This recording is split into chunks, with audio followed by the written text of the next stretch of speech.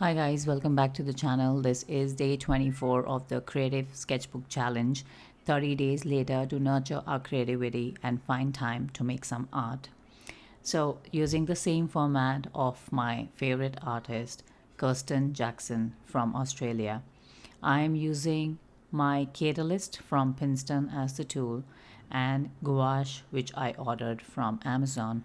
It is Mia HIMI gouache that I'm using because of same logic that I've been telling you over and over again, that I want ease while working in the sketchbook.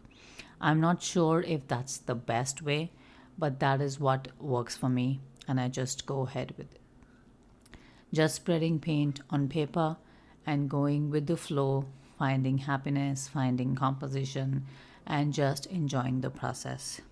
And I hope that you are enjoying this challenge too. So if you've not already subscribed to the channel, please do so. And Stella has come to say hi to me. I love you, sweetheart.